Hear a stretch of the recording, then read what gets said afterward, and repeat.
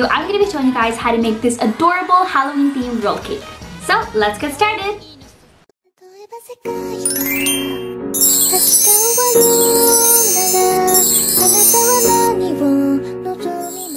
So the first thing that I did were my macarons, and for my macarons I decided to do 3 characters. I did some cute witch hats, some jack-o'-lanterns, and some adorable little ghosts.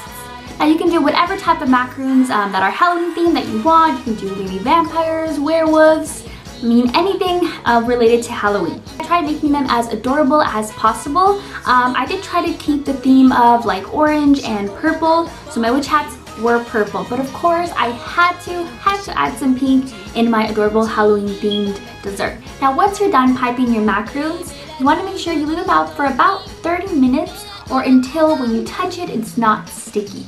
Now mine actually, I didn't really have to wait 30 minutes. What I did is I ended up piping them and I did it by parts. So I did first my jack-o'-lanterns, then my hats and my ghosts, and then I added the little details and went back and forth. So in the end, by the time I was finally done piping all the details and everything, I was actually completely done and I didn't have to wait 30 minutes because it was already dry and not sticky to the touch. So now you want to bake your macarons in an oven of 300 degrees Fahrenheit for about 10 to 15 minutes. Now a quick tip when making your meringue, if you want it to look perfect, what I usually do is I actually age my egg whites.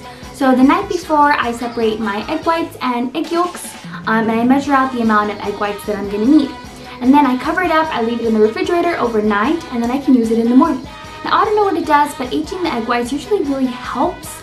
It makes my egg whites just look really glossy and just looks really nice. Now another tip is using cream of tartar. Now I tend to use about a 4th teaspoon of cream of tartar. I feel like it just really helps. I'm not exactly sure about the science behind it, but it really helps when making your meringue. If you want to, sometimes what I end up doing is when I take out my aged egg whites, I end up leaving it in the counter just for a little bit so the egg whites aren't as cold. I realize that I feel like they work a little better when they're not super cold. For my rolled cake, I didn't use my normal rolled cake recipe. Instead, I ended up using like the recipe to make lady fingers. So I ended up making the batter. I separated the batter into 2 and I added food coloring and then I put them into some piping bags and I made some like almost like a stripe pattern, which ended up looking super cute. Now I tried to keep the theme of purple and orange. So as you can see, my stripes were purple and orange. I ended up piping my rolled cake instead of a large pan. I ended up using a square pan, which I think is a lot more easier, and you make them a lot smaller and super cute. Now you want to bake it at 350 Fahrenheit for about 11 to 13 minutes. Now what I really recommend when making this dessert is to check up on your macarons and the cake when there's a couple minutes left. My oven tends to heat up a lot more, so I do look at it when there's like 3 minutes left because I want to make sure that it was already cooked completely, and if I leave it longer sometimes it does tend to burn or get a little more golden brown than I like it to. Now this is the super fun part. It is the decoration part. Now I ended up using whipped cream. You can use ganache, buttercream, or any other type of filling, but I decided to use some whipped cream. I did end up using bananas because that was what I had on hand, but you can use literally whatever type of fruit that you want or that you have on hand. So what I did is I added a nice thin layer of whipped cream, but not too thin enough for my bananas to be able to sit on top of it very nicely. I did end up putting it like in a little row, and I ended up filling in the little gaps with some whipped cream. Now that I think about it, my sister was telling me, she recommended that maybe I could just get a whole banana and just stick the whole banana in there. I feel like that would be a lot easier. For some reason, I thought that was going to be like a better idea. Anyways, then finally want to roll up the cake. This part can be a little bit tricky. Sometimes I notice that the whipped cream tends to kind of go on the side when I roll it. So you might want to have like a little spatula on handy, so when you roll the cake, the little leftover of whipped cream, you can just scoop that out.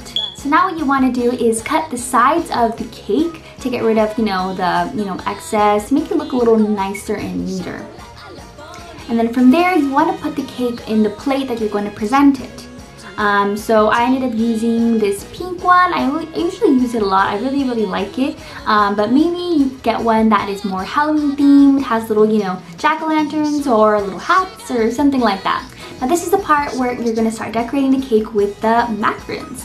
Now, when the macarons are done baking, you do want to add a little whipped cream or ganache or whatever filling that you used for your rolled cake. Now, if you want a different filling for your macarons, of course you can do that. You're more than welcome to do that. But I ended up using whipped cream because it's a lot easier for me. So I ended up putting whipped cream on my macarons and sandwiched them together. And then I started decorating my rolled cake. So for the rolled cake, I ended up using this almost little zigzag type, you know, pattern or kind of thing with my whipped cream. I think it looks very fancy and very cute.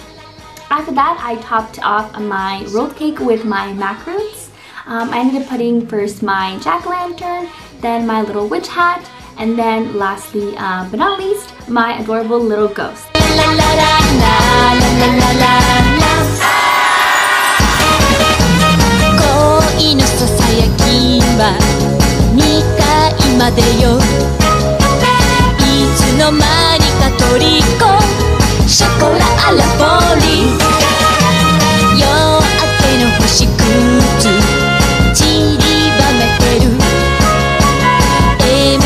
The rolled cake turned out beautifully and super kawaii. I think this cake is super simple to make. I think it's super cute and you can be very creative with. You can change the color of the stripes of the cake, and the macarons you can make whatever type of macarons you want. So it's very customizable, I think. And this style of cake, you can also make it, you know, for any type of holiday. You know, you can change the color for Christmas time, or, you know, for the winter time, you can change it to like red and white or green and red, or depending on the holiday, you can really change it up, as well as the macarons. Maybe it's Valentine's Day, you could add, maybe you can make little heart macarons or little macarons, I don't know. Just depending on the holiday, really, you can just customize it, make it your own. But it's really easy to make. Well, I hope you guys enjoyed this video. Make sure to leave a thumbs up. Comment what is your favorite holiday. And let me know if you guys enjoy these types of video. I think they're a lot of fun to make. This is my first time making a video in which I kind of talk through my video, my baking process. Please check out our Instagram. We are working really hard to make it super cute for you guys. We also have a lot of pictures from our Japan trip, which I really recommend that you guys check out. Bye guys! Happy Halloween! Baking so that the egg whites just kind of get a little warmed up.